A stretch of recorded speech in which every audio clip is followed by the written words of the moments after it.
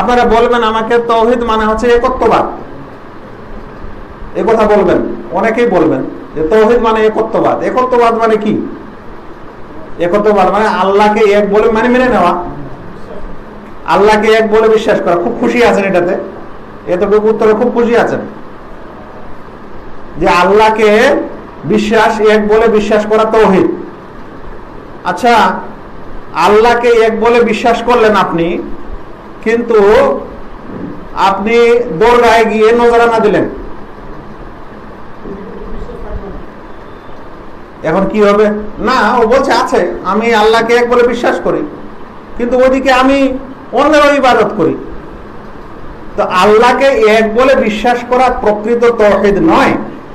আল্লাহকে এক বলে বিশ্বাস করে যাবতীয় ইবাদত আল্লাহর জন্য করা, এটা তাওহীদ। ইবাদতের ক্ষেত্রে আল্লাহ তাআলাকেই একমাত্র হকদার মনে করা, অন্য কাউকে অংশী না করা। বুঝেন একটা কথা, মক্কার মুশরিকরা আল্লাহ তাআলাকে বিশ্বাস করত, ওরা অবিশ্বাসী ছিল না ভাই। কোরআনে প্রায় ডজন খানি আয়াত আছে যে তারা আল্লাহকে বিশ্বাস করত। আচ্ছা বলেন তো, আমি অতগুলা দলিল আজকে না দিয়ে একটা জিনিস বুঝাই আপনাদের। আল্লাহ রাসূল সাল্লাল্লাহু আলাইহি সাল্লাম যখন দাওয়াত দিতেন প্রথমে মক্কায়, তখন কোন মৌসুমে বেশি করে দাওয়াত দিতেন? হজের মৌসুমে। আচ্ছা বলেন তো, ওরা তো এখনো মুসলমানই হয়নি, তবে হজ, তাহলে হজ ছিল, মক্কার মুশরিকরা হজ করছে। আয়েশা রাদিয়াল্লাহু তাআলা আনহা বলছেন যে আশুরার রোজা কুরাইশ করত। তার মানে আল্লাহ রাসূল ওই সমাজে এসেছেন যে এই সমাজে আশুরার রোজা আছে, মানে রোজা আছে, হজ আছে, তওয়াফ আছে। তার মানে ওরা আল্লাহকে বিশ্বাস করছে। আল্লাহ তাআলা অন্য জায়গায় বলছেন ওয়ালা ইন সাআলতাহুম মান খালাকাস সামাওয়াতি ওয়াল আরদ, যদি তাদের মানে এই মক্কার মুশরিকদের জিজ্ঞাসা করো আকাশ জমিন কে সৃষ্টি করেছে, তাহলে তারা বলবে যে অবশ্যই আল্লাহ তাআলা সৃষ্টি করেছেন। তাহলে সৃষ্টিকর্তা এক আল্লাহ, এটা বিশ্বাস করে। কিন্তু সমস্যাটা কোথায় ছিল? সমস্যাটা তাদের ইবাদতে ছিল। ইবাদতের সময় তারা এক আল্লাহর ইবাদত করত না, অন্যেরও ইবাদত করত। সেজন্য যাবতীয় নবী এবং রাসূলগণ ভাই দুনিয়াতে এসেছেন, মাথাটা একদম ক্লিয়ার করে নেন। যত নবী এবং রাসূল এসেছেন তাদের দ্বন্দ্বটা তাদের কওমের সাথে এক আল্লাহকে মানার ব্যাপারে হয়নি, হয়েছিল এক আল্লাহর ইবাদত করতে হবে এ নিয়ে। বুঝতে পারছেন যে তোমরা আল্লাহকে বিশ্বাস করো, এ নিয়ে দ্বন্দ্ব ছিল না। দ্বন্দ্ব ছিল যে এক আল্লাহরই সব ইবাদত করতে হবে, এই বাকি মূর্তি সুর্তি ইত্যাদির ইবাদত চলবে না, ওইখানে মতভেদটা হয়েছিল।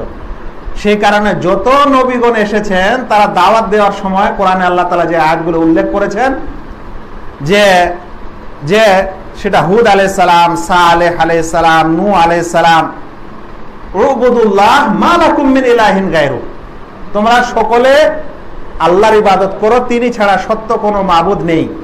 তাহলে সকল নবী বুঝাতে এসেছিলেন ইবাদত সবগুলা কার হবে? আল্লাহর হবে। এটাকে বলা হয় তাওহীদ। আবার একটু শুনে নেন, সমস্ত প্রকারের ইবাদত একমাত্র আল্লাহর জন্য হওয়া, এটাকে বলা হয় কি? তাওহীদ। আর এর বিপরীত হচ্ছে শিরক, মানে সমস্ত ইবাদত আল্লাহর জন্য না হয়ে অন্য কিছুর জন্য কিছু ইবাদত হওয়া, একে কি বলা হয়? শিরক বলা হয়। বুঝা গেছে?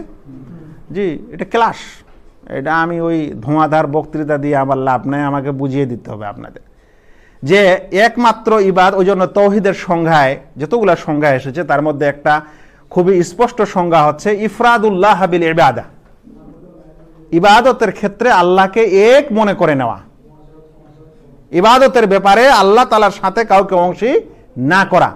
তো ইবাদতের ক্ষেত্রে আল্লাহ তাআলার সাথে অন্যকে অংশী করা হলে কি হয়ে যাবে? শিরক হয়ে যাবে। কিন্তু এখন একটা প্রশ্ন চলে আসলো যে তাহলে আমাদের এখন জানতে হবে যে ইবাদত কাকে বলে। যতক্ষণে আপনি ইবাদত বুঝবেন না ততক্ষণে আপনি তাওহীদও বুঝবেন না, ততক্ষণে আপনি শিরকও বুঝবেন না। কারণ ইবাদত আল্লাহর জন্য হলে তাওহীদ হয়, অন্যের জন্য হলে শিরক হয়। তো এখন ইবাদতটা কি এটা জানতে হবে। তবে তাওহীদের একটা ব্যাপক সংখ্যা আছে যেটা আলেম ওলামা এবং আপনাদের মতো লোককে বোঝা বেশি দরকার। সেটা হলো ইবাদতের ক্ষেত্রেও আল্লাহ এক, আর আল্লাহর রুবুবিয়াত অর্থাৎ প্রতিপালনের ক্ষেত্রেও মহান আল্লাহ এক, আর তার নাম ও গুণেও তিনি এক। তাই তার নাম ও গুণেও কারো অংশী হবে না, তার রুবুবিয়াত অর্থাৎ প্রতিপালনের বিষয়েও কেউ অংশী নেই। প্রতিপালন রুবুবিয়াত বিষয়টা ভাই দুটি জিনিসের সমন্বয়কে রুবুবিয়াত বলা হয়। রুবুবিয়াত যেটা তাওহীদ রুবুবিয়্যাহ, উলুহিয়্যাহ, আসমা ও সিফাত আমরা যে পড়াই, তো রুবুবিয়াতটা সাধারণত আমরা বাংলা ভাষী মানুষরা বুঝি না যেটা কি জিনিস। রুবুবিয়ার দুটি বৈশিষ্ট্যের সম্মিলিত হলে এটাকে রুবুবিয়াত বলা হয় বা রাব বলা হয়। রাবের দুটি বৈশিষ্ট্য হলো, এক নম্বর বৈশিষ্ট্য হলো সৃষ্টিকর্তা, সৃষ্টি করা। জগতের যা কিছু দেখছেন তার সৃষ্টিকর্তা মহান আল্লাহ রাব্বুল আলামিন, এই সৃষ্টিকর্তার গুণ বা বৈশিষ্ট্য থাকা। দ্বিতীয় হচ্ছে যা কিছু সৃষ্টি হয়েছে সেগুলার পরিচালনা করা। তাহলে সবকিছুর পরিচালক আল্লাহ রাব্বুল আলামিন, যেটাকে আরবিতে বলা হয় তাদবীর, তাদবীর করা, দেখভাল করা, লালন পালন করা। তো সৃষ্টি এবং লালন পালন, যা কিছু সৃষ্টি, সব কিছুর সৃষ্টিকর্তা তিনি, আর এই সব কিছুর লালন পালনকারী তিনি। এই সৃষ্টিতে আর এই লালন পালনে তার সাথে কেউ অংশী নেই, এটাকে বলা হয় তাওহীদে রুবুবিয়্যাহ। তাহলে একটা জটিল বিষয়ের সমাধান খুবই সংক্ষিপ্তভাবে এসেছে যে রুবুবিয়্যাহ বুঝতে হলে আমাদের বুঝতে হবে যে সৃষ্টি করার গুণটা মহান আল্লাহ তাআলার, অনুরূপ সৃষ্টি জগৎকে পরিচালনা করার গুণটা মহান রাব্বুল আলামিন। পরিচালনাগত বৈশিষ্ট্যে আর সৃষ্টিগত বৈশিষ্ট্য, সৃষ্টি করাগত বৈশিষ্ট্যে আল্লাহ তাআলার সাথে কেউ অংশী নাই। তাহলে এটাও আবার শিরকের সংজ্ঞায় পরিবর্তন করেন যে সৃষ্টি এবং পরিচালনাগত বৈশিষ্ট্যে আল্লাহ তাআলার সাথে অন্যকে অংশী করে সেটা হবে তাওহীদে রুবুবিয়্যাতে। সেটা কিসে শিরক হবে? তাওহীদে রুবুবিয়্যাতে শিরক। কারণ ওলামায়ে কেরাম এই তাওহীদকে তিন ভাগে ভাগ করে দিয়েছেন। মানে এক, আল্লাহর ইবাদত যেমন হবে এটাকে বলা হচ্ছে উলুহিয়া, তাওহীদ উলুহিয়া। আল্লাহ রাব হিসাবেও এক, সে একক, সেই কারণে এই রাবের বৈশিষ্ট্যও কেউ শরিক না। অনুরূপ আল্লাহর কিছু নাম ও গুণ আছে যেগুলো প্রমাণিত, তাতেও কেউ অংশী বা সৃষ্টি বা কেউ সৃষ্টি জগতের কেউ তাতে অংশী না। তাহলে এখন বোঝা যাচ্ছে যে তাহলে শিরক হলো যে আল্লাহ তাআলার রুবুবিয়্যাতে কাউকে অংশী করা, কিংবা আল্লাহ তাআলার উলুহিয়াতে কাউকে অংশী করা, কিংবা আল্লাহ তাআলার নাম এবং গুণগুলিতে কাউকে অংশী করা। এই তিনটি ক্ষেত্রে অংশী হলে সেটাকে বলা হয় শিরক করা। আর এর সম্পূর্ণ মর্মার্থটা যদি মনে রাখতে চান তাহলে হলো এই যে ইবাদতের কোনো কিছু যেটা ইবাদত হিসাবে প্রমাণিত, এর কোনো কিছু আল্লাহ ছাড়া অন্যের জন্য হওয়াকে শিরক বলে।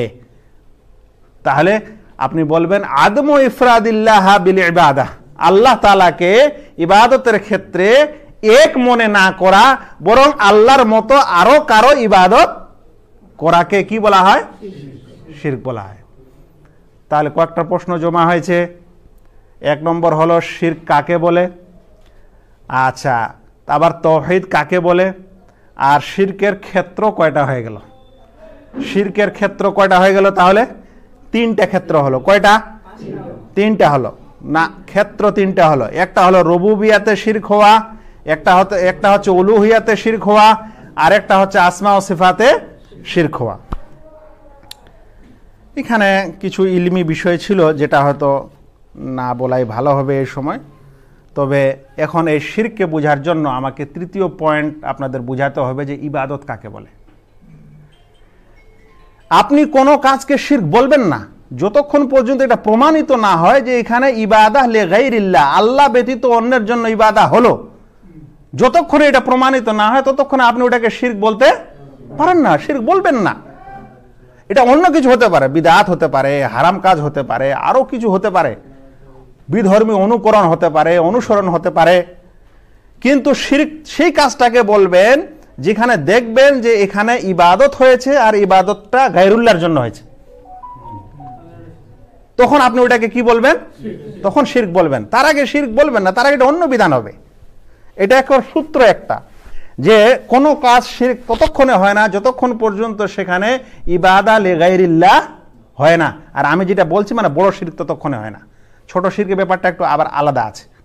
তো বড় শিরক ততক্ষণে বলবেন না বা হবে না যতক্ষণ পর্যন্ত সেখানে ইবাদা লিগাইরিল্লাহ না হয়, মানে আল্লাহ ব্যতীত অন্যের ইবাদত না হয়, ততক্ষণ পর্যন্ত সেই কাজ শিরক নয়। এখন ইবাদা কাকে বলে? আচ্ছা ঠিক আছে, বলেন একটু কেউ, ইবাদা কাকে বলে? ইবাদত কাকে বলে? হ্যাঁ, আল্লাহর সন্তুষ্টির জন্য নবী সাল্লাল্লাহু আলাইহি সাল্লামের দেখানো পদ্ধতিতে হ্যাঁ যে কাজ করা হয় সওয়াবের উদ্দেশ্যে। হ্যাঁ, মাশাআল্লাহ, একটা ভালো সংজ্ঞা। আর কেউ কিছু জানেন? আর কেউ কিছু জানেন? একটু সংজ্ঞাটাতে বাড়াতে হবে, আমি বলে দিচ্ছি, কিন্তু আর কেউ কিছু জানেন ইবাদত কাকে বলে? যখনই আমরা মানুষকে বলি যে ইবাদত কাকে বলে, বুঝতে পারছেন, তখন চট করে মানুষেরা কি বলে, যেমন নামাজ রোজা হজ যাকাত।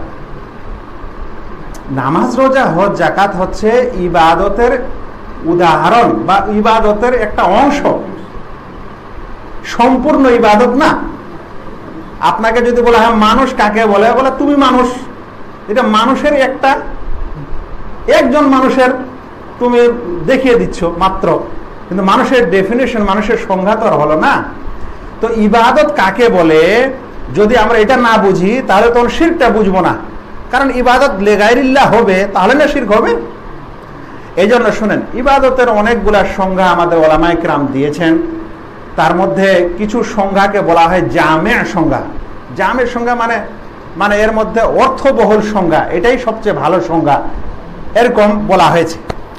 দেখেন, তার মধ্যে আমি 1 থেকে 2টি সংজ্ঞা দিই। 1 নম্বর সংজ্ঞা মোটামুটি আমাদের মাস্টার ভাই দেওয়ার চেষ্টা করেছেন, সেটা হচ্ছে হেয়া তাআতুল্লাহ, আল্লাহর আনুগত্য করা, বেইমতিসালে মা আমারা বিহি, তিনি যা আদেশ করেছেন তা বাস্তবায়ন করত, আলা আলসিনাতুর রাসূল, যা আদেশ করেছেন রসুলের ভাষায়, রসুলের জুবানে, রসুলের মাধ্যমে যা আদেশ করেছেন তা বাস্তবায়ন করা হচ্ছে ইবাদত। কি হলো? আল্লাহ তাআলার আনুগত্য করা, রসুল যা বলেছেন, রসুলের মাধ্যমে যা বলা হয়েছে সেগুলো বাস্তবায়ন করার মাধ্যমে আল্লাহ তাআলার আনুগত্য করাকে কি বলা হয়? ইবাদত বলা হয়। এটা একটা সংজ্ঞা। দ্বিতীয় সংজ্ঞা যেটা শাইখুল ইসলাম ইবনে তাইমিয়া রাহিমাহুল্লাহ দিয়েছেন, এই সংজ্ঞাটাকে আমাদের অধিকাংশ ওলামা পছন্দ করেছেন বা বেশি অর্থবহুল মনে করেছেন। কি সংজ্ঞা এটা? আরবিটা প্রথমে বলি। আল ইবাদাতু ইসমুন জামিউন লিকুল্লি মা ইউহিব্বুহুল্লাহ ওয়া ইয়ারদাহ মিনাল আকওয়াল ওয়াল আমাল আল বাতিনা ওয়াদ যাহিরা। এর মানে হলো ইবাদত একটা ব্যাপক অর্থবহুল শব্দ। ইবাদত শব্দটি একটি ব্যাপক অর্থবোধক শব্দ। এমন সবকিছুকেই ইবাদত বলে যেটা আল্লাহ তাআলা পছন্দ করেন এবং যা করলে তিনি সন্তুষ্ট হন। ইবাদত একটি অর্থবহুল শব্দ, এমন সবকিছুকেই ইবাদত বলা হবে যেটাকে আল্লাহ পছন্দ করেন বা যা করলে তিনি সন্তুষ্ট হন, বাহ্যিক কিংবা অভ্যন্তরীণ কাজকর্মের মধ্য থেকে যা করলে সন্তুষ্ট হন। এতখানে বোঝা গেল? তারপরে বলছেন সেটা বাহ্যিক হোক বা আন্তরিক হোক, কাজ হোক কিংবা কর্ম হোক বা বিশ্বাস হোক, কোথাও হতে পারে, কাজও হতে পারে, আন্তরিক বিশ্বাসও হতে পারে। এরকম যে কোনো জিনিস যেটাকে আল্লাহ পছন্দ করেন, ভালোবাসেন, ওটাকে কি বলা হয়? ইবাদত বলা হয়। আবার একটু সহজ করে বলা যাক, এমন কাজ, কথা ও বিশ্বাস, সেটা বাহ্যিক হোক কিংবা অভ্যন্তরীণ হোক, আন্তরিক হোক, যেটা করলে আল্লাহ তাআলা পছন্দ করেন, সন্তুষ্ট হন, তাকে ইবাদত বলে। এখানে 2-3টা কথা বলা হচ্ছে, কাজ, তারপরে কথা, তারপরে আন্তরিক। এই কথাগুলি কেন বলা হচ্ছে? কারণ ইবাদতটা কোনো সময় অন্তর দিয়েই হয়ে যায়, আর ইবাদত কোনো সময় মুখ দিয়ে বলার মাধ্যমে হয়ে যায়, আর ইবাদত কোনো সময় কাজ করার মাধ্যমে হয়। সেজন্য কোনোটাকে ছাড়া যাবে না। সেজন্য এইভাবে ওলামায়ে কেরামের সংজ্ঞা দিয়েছেন। আপনি আবারও সহজ করে বলতে পারেন যে এমন সব কথা, কাজ ও বিশ্বাস যেগুলোকে আল্লাহ তাআলা পছন্দ করেন সেটাকেই বলা হয় ইবাদত। যদি আপনি এই ছোট্ট সংজ্ঞাটা মনে রাখেন তাহলে এখন চটচট করে আপনি উত্তর দিতে পারবেন। বলেন তো নামাজ ইবাদত না ইবাদত নয়? বলবেন ইবাদত, কারণ নামাজ পড়াকে আল্লাহ তাআলা আদেশ করেছেন, নামাজিকে ভালোবাসেন, তাহলে এটা কি হয়ে গেল? ইবাদত। বলেন তো পিতা মাতার সেবা করা ইবাদত না ইবাদত নয়? কারণ আল্লাহ তাআলা আদেশ করেছেন এবং সেটা ভালোবাসেন। বলেন তো মিথ্যা কথা থেকে দূর থাকাটা ইবাদত না ইবাদত নয়? বলেন তো দোয়া করাটা ইবাদত না ইবাদত নয়? বলেন তো নজর মান্নত মানাটা ইবাদত না ইবাদত নয়? বলেন তো কি বলে যে ভয় করা আল্লাহ তাআলাকে, এটা ইবাদত না ইবাদত নয়? এগুলো সব ইবাদত, কারণ এগুলো এমন কাজ যেটা আল্লাহ তাআলা পছন্দ করেন। এই কারণে কিছু ওলামা আবার সংজ্ঞাটাকে আরো সহজ করে বলছেন যে সকল কাজকর্ম করার আল্লাহ তাআলা আদেশ দিয়েছেন এবং পছন্দ করেন সেগুলো ইবাদত। একেবারে শেষ কথা, যে সমস্ত কথা, কাজ ও বিশ্বাসকে আল্লাহ কি করেন?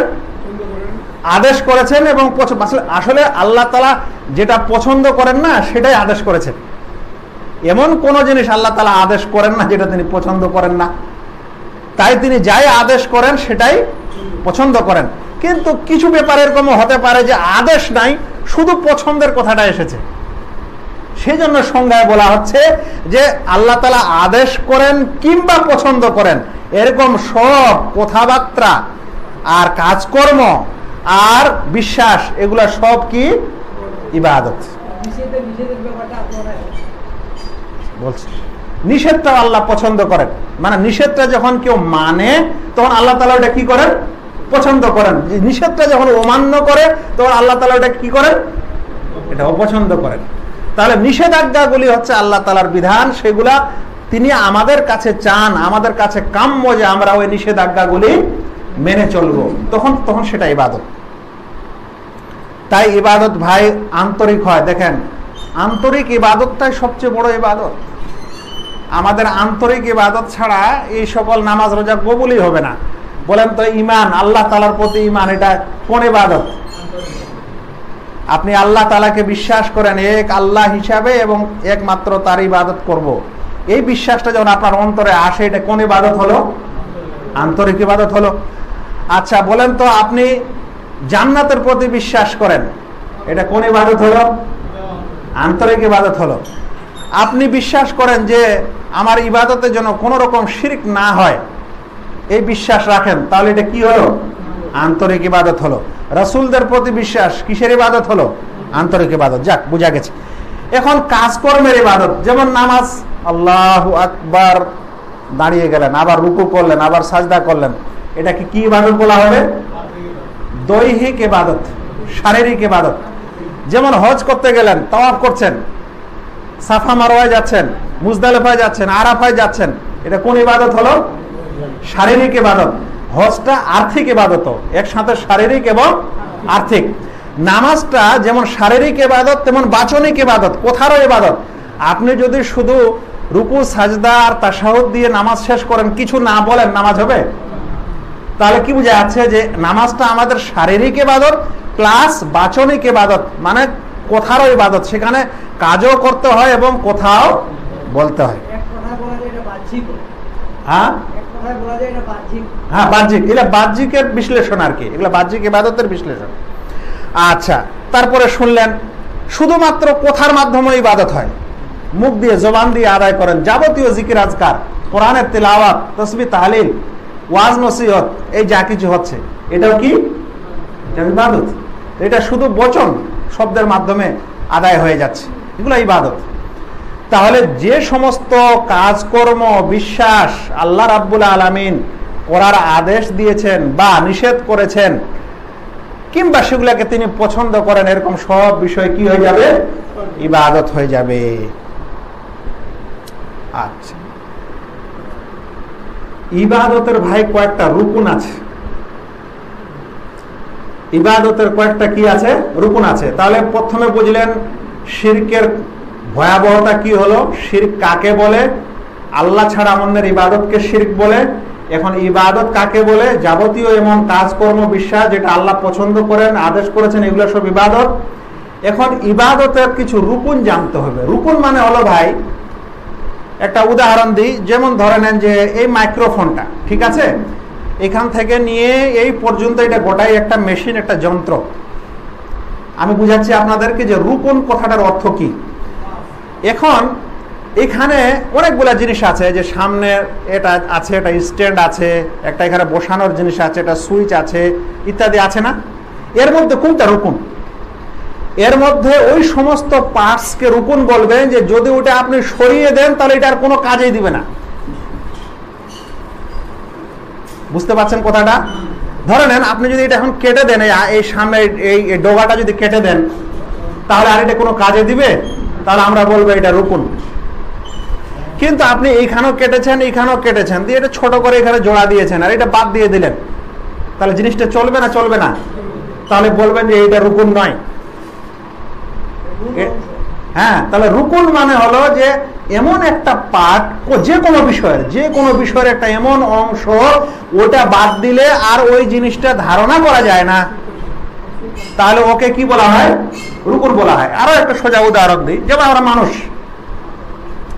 আমাদের যদি গলাটা কেটে দেওয়া হয় তাহলে আর ওইটাকে মানুষ বলা হবে? কিন্তু যদি একটা আঙ্গুল কাটা যায় তাও মানুষ আছে। তার মানে এটাও অংশ, এটা অংশ, কিন্তু এটা রুকুন বলা হবে ওই অংশকে যেটাকে বাদ দিলে আর ওই বিষয়ের ধারণাই করা যায় না, অস্তিত্ব থাকে না। যেমন ধরেন মসজিদটা বানিয়েছে, 4-5টা পিলার দিয়েছে, আর ধরে নেন ছাদ দিয়েছে, দেওয়াল টেওয়াল দরজা টরজা কিছু নাই, এমনি পড়ে আছে। আচ্ছা, দেওয়াল বাদ দিয়ে কি কোনো জিনিসের কোনো ঘরের অস্তিত্ব হয়? ছাদ বাদ দিয়ে কি কোনো ঘরের অস্তিত্ব হয়? যদি ছাদটাই না থাকে তো আপনি কোনো ঘর বলবেন না, থাকতেও পারবেন না। তো ঘরের যেটা উদ্দেশ্য সেটা সফল হয় না, এরকম যতগুলো অঙ্গের দরকার সেটাকে বলবেন আপনি কি? রুকুন। তো যে কোনো ইবাদতের ভাই 3টা রুকুন। তার মানে আপনি ইবাদতটা যখন চিনতে শিখলেন তখন আপনাকে জানতে হবে যে কোন জিনিসটা ইবাদতের মূল, যেটা থাকলে আপনি ওটাকে ইবাদত গণনা করবেন, নচেত ওটাকে গণনা করবেন না। ইবাদতের রুকুন হচ্ছে কয়টা ভাই? 3টা। কে বলবেন? যে কেউ বলতে পারেন।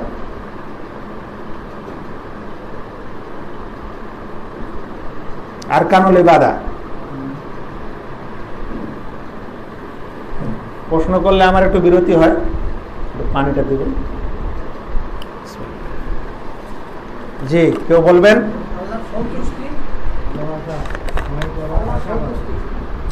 সন্তুষ্টি।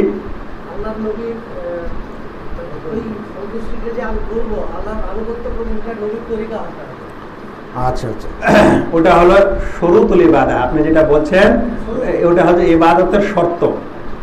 আমার প্রশ্নটা হলো ইবাদতের রুকুন, এখানে উত্তর এসেছে। আচ্ছা, জি জি জি, প্রত্যেক ইবাদতের রুকুন হচ্ছে 3টি, আর 3টা রুকুনই কিন্তু অন্তরের সাথে সম্পর্ক, বাহ্যিক কাজের সাথে সম্পর্ক না। 1 নম্বর হলো আল্লাহর ভয়, 2য় নম্বর হলো আল্লাহ তাআলার কাছে আসা, 3য় নম্বর হলো আল্লাহ তাআলার ভালোবাসা। এখানে আল্লাহ না বললেও চলবে, মানে ভয়, আশা এবং ভালোবাসা। মানুষ যার ইবাদত করে, ইবাদতের সময় এই 3টে জিনিস অবশ্যই থাকে। একটা হলো যার ইবাদত করছে ওকে ভয় করা।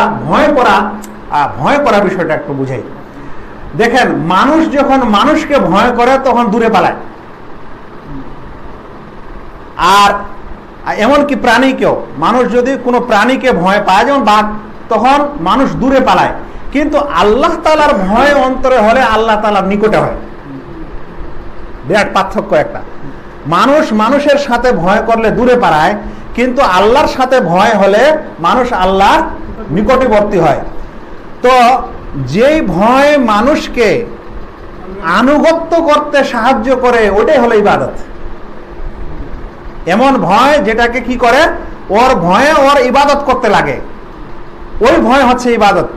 আর এমনি যে আমরা ভয় করি, সাপকে ভয় করি, বিচ্ছুকে ভয় করি, এখন ছাদটা পড়ে যাবে একে ভয় করে, এগুলো ইবাদতের বিষয় না। যে আমরা যে সবসময় পড়ি যে ভয় একমাত্র আল্লাহকে করতে হবে, আল্লাহ ভাই আপনি বাঘকে ভয় করেন না, আপনি গরমকে ভয় আগুনটাতে হাত দিবেন, গরম তেলে হাত দিবেন, সবই ভয়, এটা করা যাবে না, এটা শিরক হবে না, এটা বিষয়টা না। এমন ভয় যে ভয়ের কারণে মানুষ ওর ইবাদত শুরু করে, ওই ভয়কে বলা হয় শিরকের ভয়। এই জন্য আমরা যে আল্লাহ তাআলার ইবাদত করি, এই কারণে যেন আল্লাহ তাআলা আমাদের শাস্তি না দেয়, তো শাস্তির ভয় আমাদের অন্তরে থাকে। যদি আল্লাহর অবাধ্য হয় তাহলে আমাদের কি হবে? শাস্তি হবে, এই ভয়টা আমাদের কাছে থাকে। দ্বিতীয় নম্বর হলো আশা থাকে। দুনিয়াতে যে মানুষ ইবাদত করে, যার ইবাদত করে, ওর কাছে কিছু আশা আকাঙ্ক্ষা থাকে। বলেন তো, আমরা যখন আল্লাহর ইবাদত করি তখন আমরা সওয়াবের আশা করি না? তখন আমরা জান্নাত পাওয়ার আশা করি না? বিনা আশায় যাই? দেখেন, বিনা আশায় যারা ইবাদত করে ওরা একটা বিদআতি দল, ওই কথা বুঝাবো না আজকে। আর বিনা ভয়ে যারা আল্লাহর ইবাদত করে ওরা একটা আর বিদআতি দল। আচ্ছা, আর তৃতীয়টি হলো যে যার ইবাদত করে ওকেও ভালোবাসে। যদি ওকে ভালো না বাসে তাহলে কিন্তু ওর ইবাদত হয় না, বা হলেও জবরদস্তি হয়, যেমন জয় শ্রীরাম জবরদস্তি পড়ায়।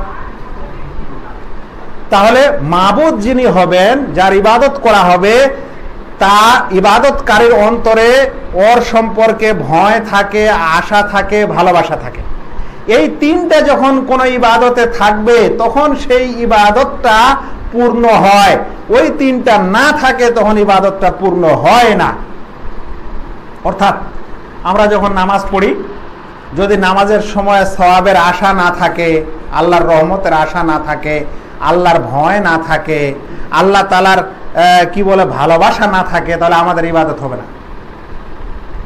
আর এই তিনটা জিনিস কেউ যদি আল্লাহ ছাড়া অন্যের জন্য করে দেয় তাহলে কি হয়ে যাবে?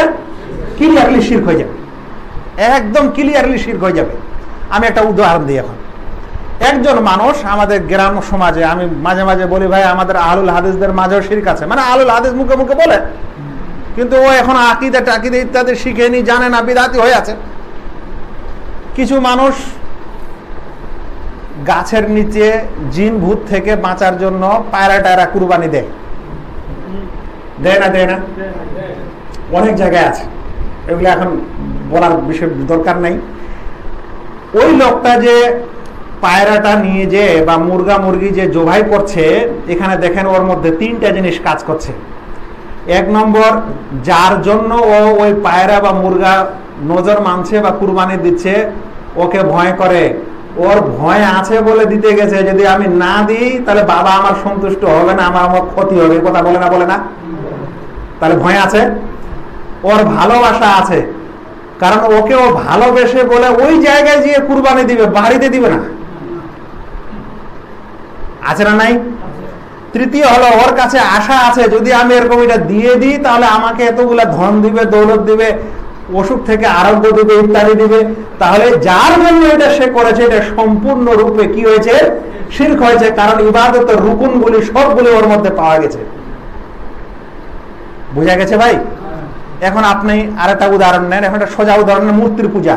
মূর্তির যখন পূজা হয়, ধরেন দুর্গা পূজা হবে, তো দুর্গাকে যারা পূজা করে ওর ভয় আছে, তাদের অন্তরে ভালোবাসাও আছে, ওর কাছে আশাও আছে। এখন আল্লাহর ওয়াস্তে বলেন, যতগুলা পীর বাবার দরগা আর মাজার আছে, সেখানে যতগুলা মাজারি যায়, ওই পীর বাবার ভালোবাসা অন্তরে আছে কিনা? ওর ভয় আছে কিনা? ওর কাছে আশা আকাঙ্ক্ষা আছে কিনা? তাহলে যেরকম এই মূর্তির কাছে তিনটা জিনিস ইবাদতের রুকুন আছে, এরকম খাজা বাবার ইবাদতের সময় তিনটা জিনিস আছে, এরকম জিন বাবার ইবাদতের সময়ও তিনটা রুকুন আছে। সবগুলাই একই শিরক, শুধুমাত্র এর আকারটা আলাদা। কথা বুঝা গেছে? এখানে কি আছে? আকারগুলো আলাদা আছে। কেউ মূর্তি রূপে আছে, কেউ জিন রূপে আছে, যার কোনো মূর্তিও নাই, ভূত, কোনো মূর্তি নাই। আর কেউ আবার মোরা মানুষ রূপে আছে, কিন্তু তিনটাতেই শিরক হচ্ছে, আর তিনটাতেই ইবাদতের আরকান লিগাইরিল্লাহর জন্য হচ্ছে। বুঝা গেছে ভাই? আচ্ছা, তাহলে এখন বুঝবেন যে যখনই কোনো ইবাদত আল্লাহ ছাড়া অন্যের জন্য হবে, তো ইবাদতটা দৈহিক হতে পারে। মানে আমরা সাধারণত মানুষ কি মনে করে, চোখে যেটা দেখে ওটাই চিন্তা করে, যে মনে হয় এটা ডাইরেক্ট সিজদা করলো কবরকে, তাহলে এটা শিরক করলো। কিন্তু অন্তরের ভয় ভীতি, আশা আকাঙ্ক্ষা, ভালোবাসা যে ওর জন্য নিবেদন করেছে, এটা কিন্তু মানুষ আমরা বুঝি না, আর মানুষকে এটা বলি না, আর ওটাকে আমরা শিরক মনে করি না। আর অনেক সময় আমরা আবার এই আরকানগুলি বুঝি না, তারপরে ওটাকে শিরক বলে দিই। আর এইখানে পেস্টটা লাগে আমাদের কিছু এই আলেম আর বক্তাকে নিয়ে, যারা আমাদের এই কিছু, বিশেষ করে আমাদের এই সমাজের কিছু ভাইকে একেবারে জটিল করে ফেলেছে। যেটা শিরক নয় ওটা শিরক, আর যেটা শিরক ওটা আবার ছুটে গেছে। আমি একটা আপনাদের উদাহরণ দিই। এই নলেজের ভিত্তিতে আপনি বলবেন, ভাই আপনি বুড়া হয়েছেন তো কি হয়েছে, আপনি কি আপনাকে বুঝতে পারেন না? বুঝতে কি অসুবিধা আছে? আপনি ভালো বুঝবেন, আপনার অভিজ্ঞতা দুনিয়াতে অনেক বেশি, আপনি আরো ভালো বুঝবেন। আমাদের এক শেখ আছেন, বলেন খাম্বা পূজা, এই কথা বলেন, খাম্বা পূজা বলেন। খাম্বা পূজা ব্যাপারটা বলি, এটা বড় শিরক। উনি বলছেন, আমাদের নাম নেওয়ারও প্রয়োজন নেই। আরো একটা উদাহরণ দিই।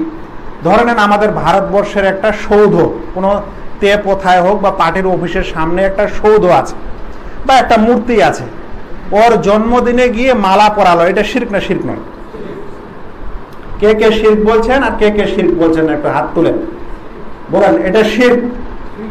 শিরক কে কে হাত তুলেন, কে কে কে কে এটা শিরক? আচ্ছা আচ্ছা আচ্ছা আচ্ছা, আমি এখান থেকে উত্তরটা নেব, কেন শিরক?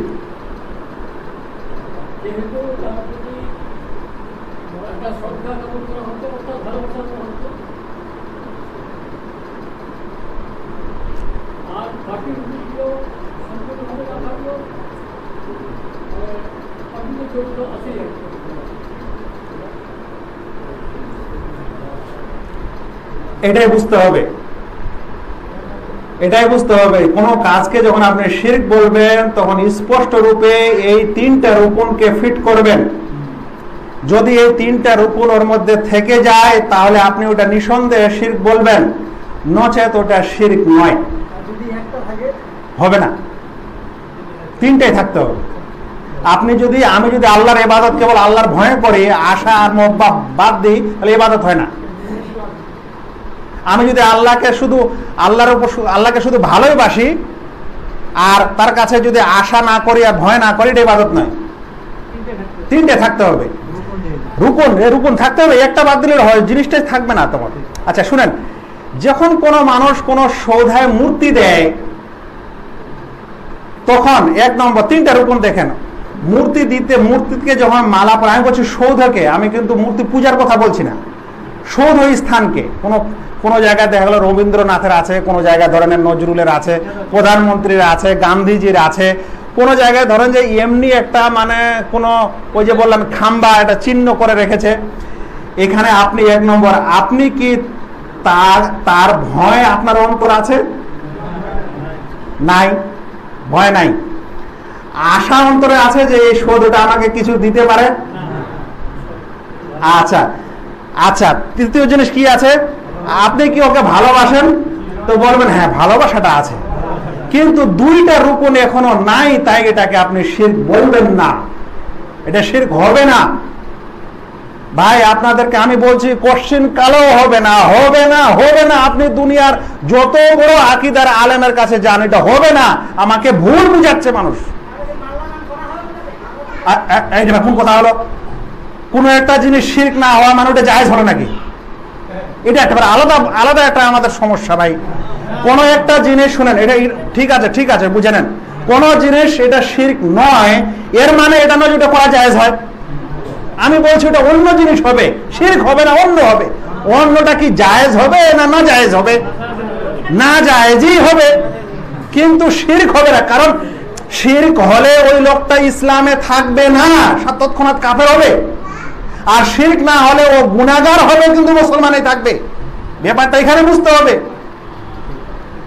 কি হবে এখানে হবে কি, যে ওই মানুষটা একটা বিধর্মী আচরণ, যেটাকে বলা হয় যে তাসাব্বুহ বিল কুফার, কাফেরদের মুশাবে, কাফেরদের অনুরূপ একটা আচার এবং রীতি সে মানছে, যেটা ইসলামে হারাম। কথাটা বুঝতে পারলেন?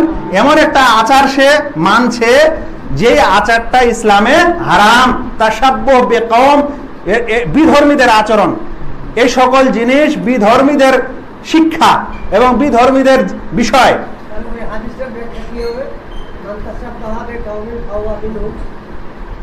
ঠিক আছে, ঠিক আছে, এর মানে কাফের হওয়া নয় না। ব্যাখ্যা শুনেন, এই যে আপনাদের মাথায় একটা প্রশ্ন এসেছে তো, ঠিক আছে। এখন আমি যদি আপনার ওই প্রশ্নটাতে যাই, যতক্ষণে তাসাব্বুহ ইবাদতে না হবে, তাসাব্বুহটা এমন না হবে যেখানে ইবাদতের রূপন পাওয়া যায়, ততক্ষণে ওই তাসাব্বুহ কুফরি তাসাব্বুহ না, ওটা বিদআতি তাসাব্বুহ হবে, ওটা হারাম তাসাব্বুহ হবে, কিন্তু এটা কুফরি তাসাব্বুহ হবে না। আমাদের হিন্দুস্তানের মানুষ, আমরা ধরে নেন যে আমাদের বিভিন্ন আচার আছে, কিছু হিন্দুদেরও আছে, তার জন্য আমি কি কাফের হয়ে যাব? তাসাব্বুহ, কিছু তাসাব্বুহ আছে কুফরি, কিছু তাসাব্বুহ আছে বিদঈ, কিছু তাসাব্বুহ আছে মুবাহ, মানে ওটাতে কোনো জায়েজ নাই। কাফেররাও ভাত খায় ভাই, আমরাও খাই, বলবেন তো এটা তাসাব্বুহ? কি বলবেন? শিরক না। এই জন্য তাসাব্বুহর ক্যাটাগরি আছে, এরকম নয় যে প্রত্যেক তাসাব্বুহ মানুষকে কাফের করে দেয়। আচ্ছা, আমার প্রথমে বক্তব্যটা শুনলেন? আচ্ছা, একটা আবার এরকম নীতিটা সব জায়গায় মনে রাখবেন। মানুষ এখানে ভুল করছে, আমি বলছি ভুল করছে, যে কোনো কারণে ভুল করছে। একজন মানুষ, আমাদের খুব প্রসিদ্ধ বক্তা আর গরম বক্তা, প্রশ্ন করা হলো, আমি কয়েকদিন আগে শুনলাম, আপনাদেরকে প্রশ্নটা করছি আমি। মাইয়েতের উদ্দেশ্যে বিশেষ দিনে, 10 দিন হোক 40 দিন হোক, বিশেষ দিনে যদি কেউ খানদান দেয়, খানপান দেয়, তাহলে এর বিধান কি? খানাবাড়ি যেটাকে বলা হয়।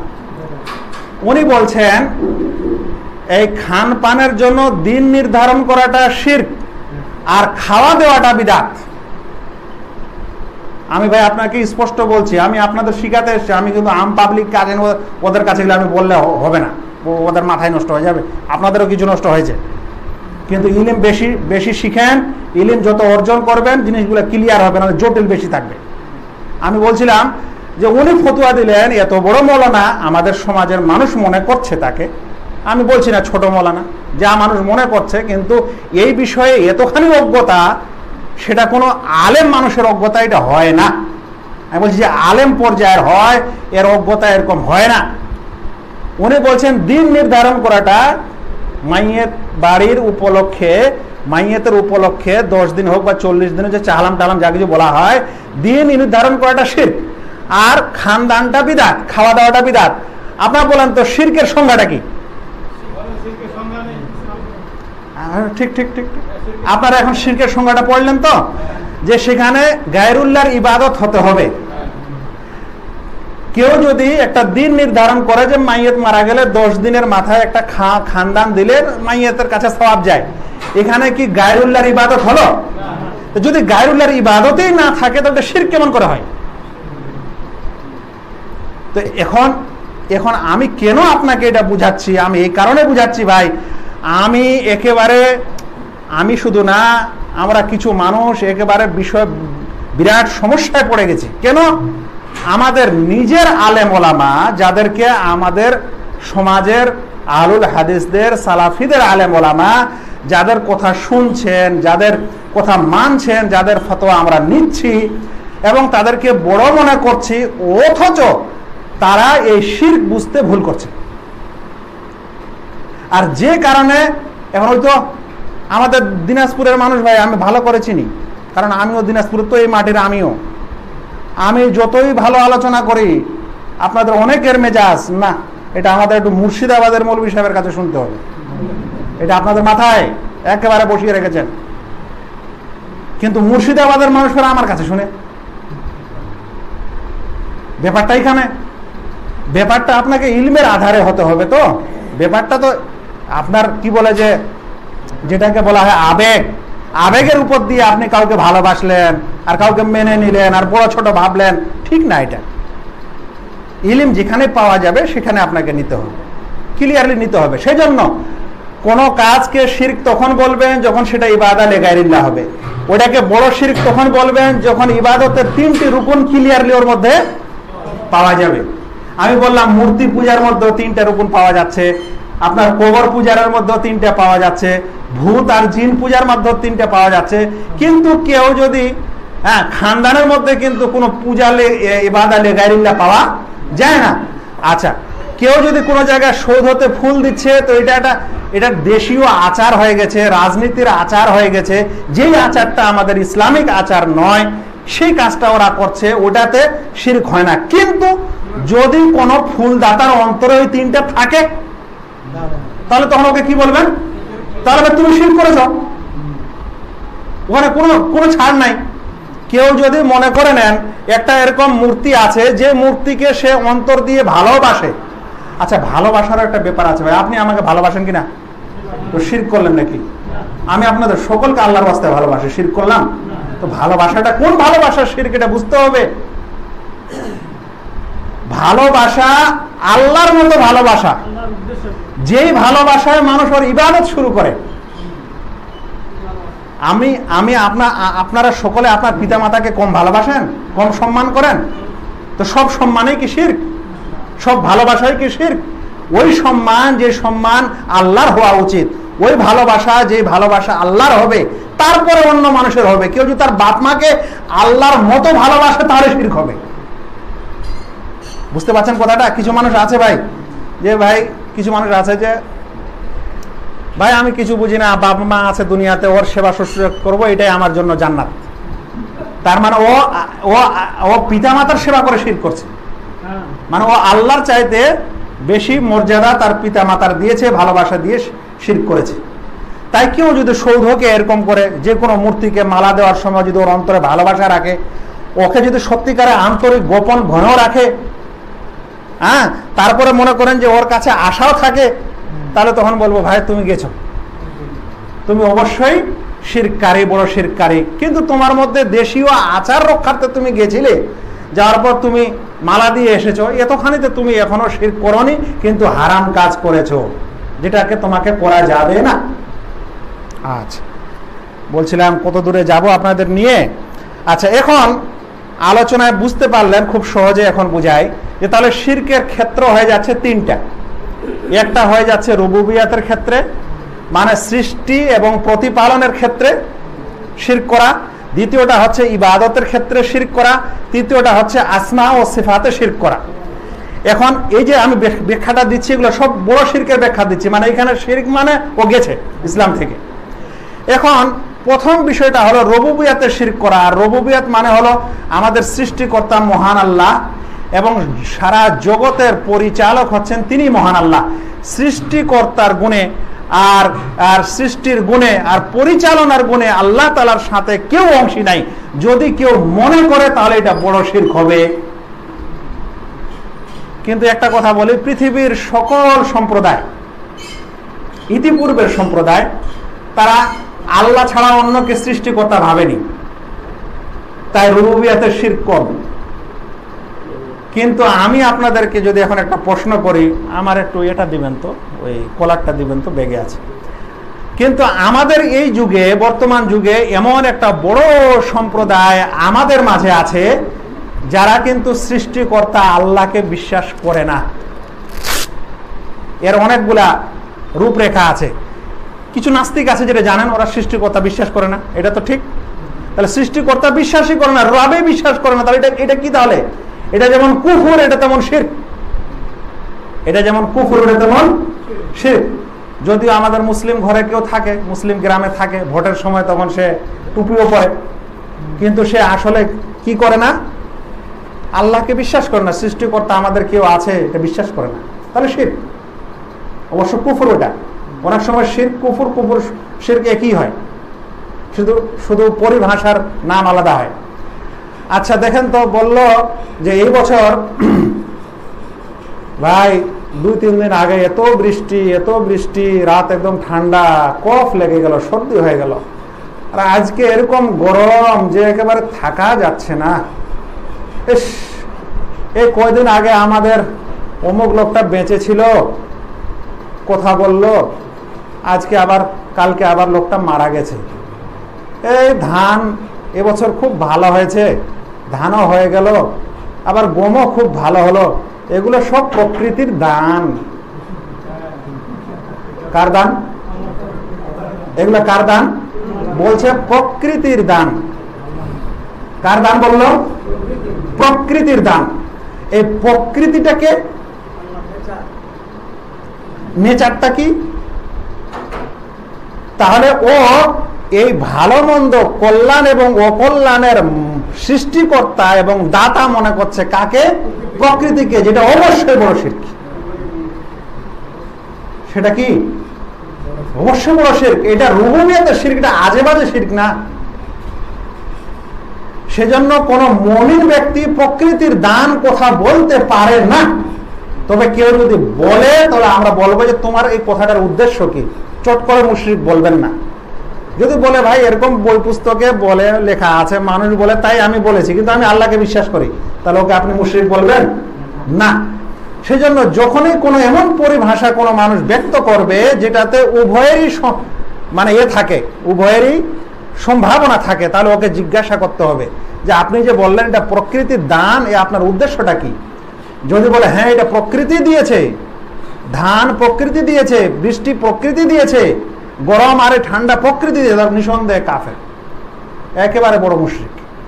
কিন্তু যদি বলে না ভাই মানুষ বলে, এইসব নেতা টেতারা বলে, আমিও এরকম বললাম আর কি, এগুলো তো সব আল্লাহ দিয়েছে, তাহলে বলবো আপনার এরকম বলাটা ভুল হয়েছে এবং এটা ছোট শিরকের পর্যায়ে গেছে, বড় শিরক হয়নি। কিন্তু আপনি এখনো মুশরিক হননি, ইসলাম থেকে বের হননি। তাই এরকম শব্দ থেকে আমাদের বেঁচে থাকতে হবে। আজকের ক্লাসে প্রকৃতির দান বলে কোনো জিনিস নাই, সব আল্লাহরই দান, কারণ সবকিছুর সৃষ্টিকর্তা মহান আল্লাহ। কোথায় যে গেছিলাম? হ্যাঁ, তাহলে প্রথমে বলছিলাম রুবুবিয়তের শিরক। সৃষ্টিকর্তা সাধারণত ও বিগত উম্মতরা সকলের সৃষ্টিকর্তা আল্লাহকে মানতেন। এখানে শিরক কম আছে, কিন্তু আমি আপনাদের উদাহরণ দিলাম যে আমাদের সমাজে আবার এখানেও শিরক আছে। আচ্ছা, তাদবীর, পরিচালনার ক্ষেত্রে শিরক। আল্লাহ তাআলা গোটা বিশ্ব জগতের পরিচালক ও নিয়ন্ত্রক। যদি কেউ মনে করে যে এই পরিচালনায় আল্লাহ তাআলার সাথে কেউ অংশী আছে, তাহলে তখন কি হয়ে যাবে? সেটা শিরক হবে। কেমন ভাবে ভাই? আমি নিয়ে এসেছিলাম অনেকগুলা উদাহরণ। একটা গোত্র, একটা সম্প্রদায় আছে বাতেনিয়া, একটা সম্প্রদায় রাফেজি শিরক শিয়া, আর একটা সুফি। এ সবারই কাছে পরিচালনাগত শিরকে তারা লিপ্ত। আমি শুধু এই সুফিদের, যেহেতু সেটা আমাদের সমাজেরও ব্যাপার সেপার, সে কারণে সেটা ব্যক্ত করি। সুফিদের কিছু সুফি, বেশিরভাগই বলা যেতে পারে, তারা বলে থাকে এই গোটা পৃথিবীর একটা পরিচালক আছেন, তার নাম হলো গৌস। তাদের কাছে ওলিদের 4টা ক্যাটাগরি আছে ভাই: গৌস, কুতুব, আবদাল, আখিয়ার। আখিয়ারটাকে নোজাবাও বলা হয়। গৌস, কুতুব, আবদাল, আখিয়ার। বুঝতে পারছেন? ওলিদের, ওলি শিরোমণির নাম হচ্ছে গৌসে পাক, ওটা একটাই, আব্দুল কাদের জিলানী। আর ওর কারামতে যদি তাদের বইতে পড়েন তাহলে সবগুলা রুবুবিয়তের শিরক লাগবে। কাউকে জিন্দা করছে, কাউকে মৃতকে জীবিত করে দিচ্ছে, হ্যাঁ, একদিনে 70 বাড়িতে হাজির হয়ে ইফতার করছে, ইত্যাদি ব্যাপার সেবা। আচ্ছা, ওর নিচেরটাকে বলা হয় কুতুব। এই কুতুব নামটা শুনেছেন? কুতুব কাকে বলে?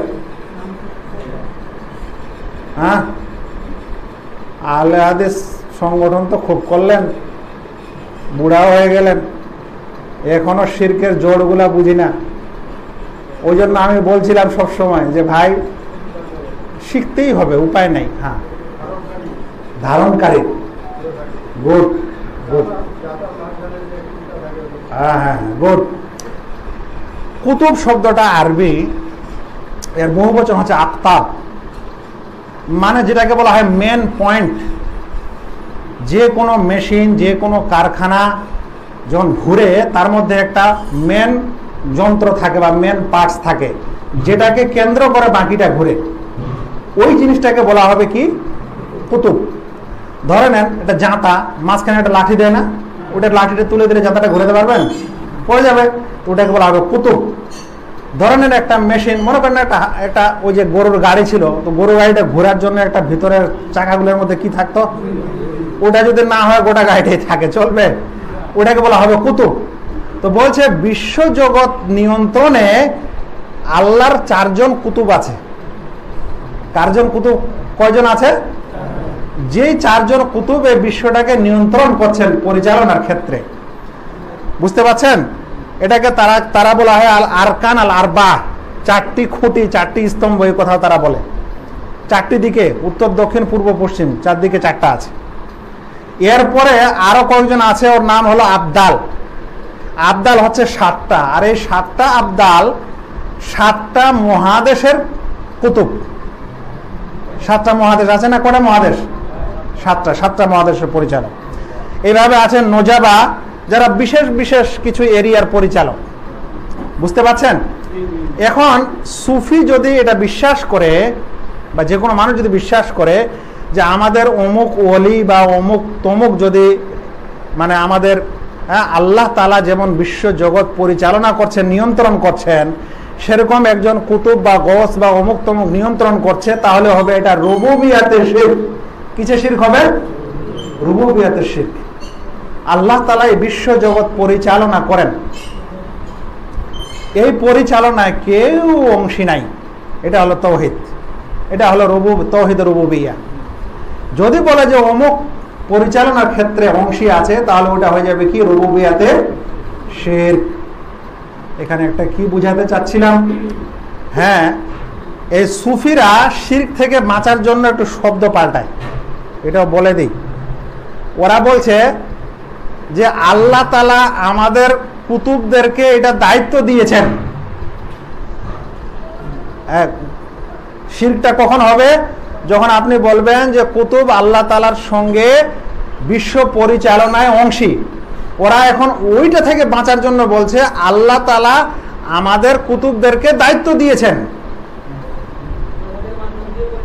হ্যাঁ, ওদের মাধ্যমে পরিচালনা করছেন। যেমন ফেরেশতাদেরকে বিশেষ দায়িত্ব দিয়েছেন, ওরকম আমাদের কুতুবদেরকে দায়িত্ব দিয়েছেন। এটা তারা শব্দগত খেলা করে। যদি তাদের বিশ্বাসটা পরিচালনায় অংশী হয়, তাহলে শব্দ দিয়ে যেমন খেলা করুক, দেখার উদ্দেশ্য নেই। উদ্দেশ্য হলো তাদের উদ্দেশ্যটা কি। আর যদি সত্যিকারে মনে করে যে না, দায়িত্ব দিয়েছে, অংশী না, আল্লাহ দায়িত্ব দিয়েছে তাই পালন করছে, তাহলে আমরা বলবো যে এটা একটা বিদআতি বিশ্বাস। এটা কি বলবো? এটা এমন বিশ্বাস যেটা তারা আবিষ্কার করেছে, আসলে ইসলামে এর কোনো দলিল নেই। কিন্তু আপনি বড় শিরক বলতে পারবেন না তখন, যতক্ষণ ওরা না বলে যে আমাদের অমুক কুতুব বা গস এই পরিচালনার ক্ষেত্রে আল্লাহ তাআলার সাথে অংশী, আল্লাহ তাআলার সাথে তিনিও পরিচালনা করেন, এটা বললে বড় শিরক হবে। কিন্তু যদি আল্লাহ দায়িত্ব দিয়েছেন তাদেরকে, তখন বলবো এটা বড় শিরক নয়, এটা হলো বিদআত, এটা হলো বিদআতি আকীদা। কিছু জিনিস ছেড়ে দিলাম। এখন আমাদের সবচেয়ে বড় ক্ষেত্র হচ্ছে এই শিরকের বড় ক্ষেত্রটা হচ্ছে ইবাদতে শিরক করা। ভাই, কিসে শিরক করা? ইবাদতে শিরক করা। যত নবী এসেছেন এবং আমাদের শেষ নবী মুহাম্মদ সাল্লাল্লাহু আলাইহি সাল্লাম, আর এই বিশ্বের যত আমরা মুসলিম হয়েছি, হওয়ার পর আমাদের মাঝে যেই বড় শিরকটা আমাদের সমাজে হচ্ছে বা হয়ে থাকে, সেই বড় শিরকটা হচ্ছে ইবাদতে শিরক করা। কিসে শিরক করা? ইবাদতে শিরক করা। তো ইবাদত মানে জেনেছেন যা আল্লাহ করতে বলেছেন, ভালোবাসেন, আন্তরিক হোক বাহ্যিক হোক, সেই কাজকর্ম কি? শিরক।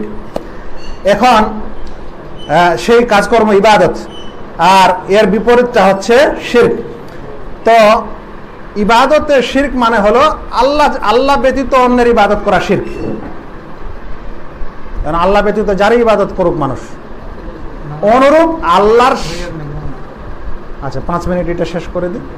অনুরূপ আল্লাহর সাথে সাথে অন্যের ইবাদত করা শিরক, দুটাই। আল্লাহকে বাদ দিয়ে অন্যের ইবাদত করা, এটাও শিরক। আল্লাহর করে সাথে সাথে অন্যর করে, ওইটাও কি? ওইটাও শিরক।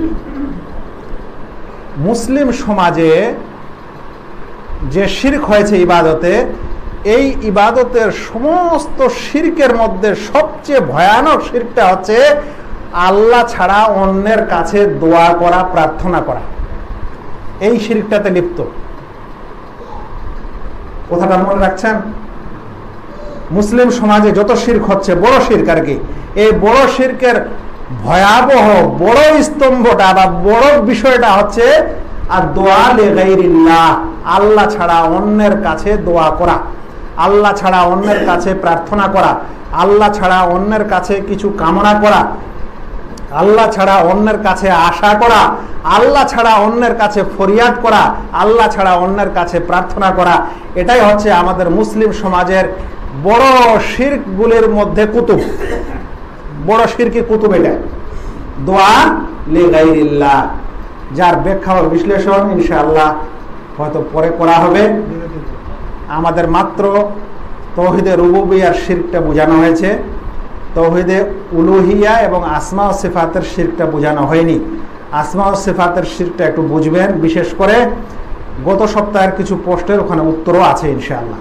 সে কারণে আমরা এখন বিরতিতে যাচ্ছি, নামাজ হবে, নামাজের পর আবার যখন সভা পরিচালনা হবে তখন সেই বাকিটা বিষয় ইনশাআল্লাহ ভালো করে বুঝিয়ে দেব। ওমা আলাইনা ইল্লাল বালাগ। আসসালামু আলাইকুম ওয়া রাহমাতুল্লাহি ওয়া বারাকাতুহু।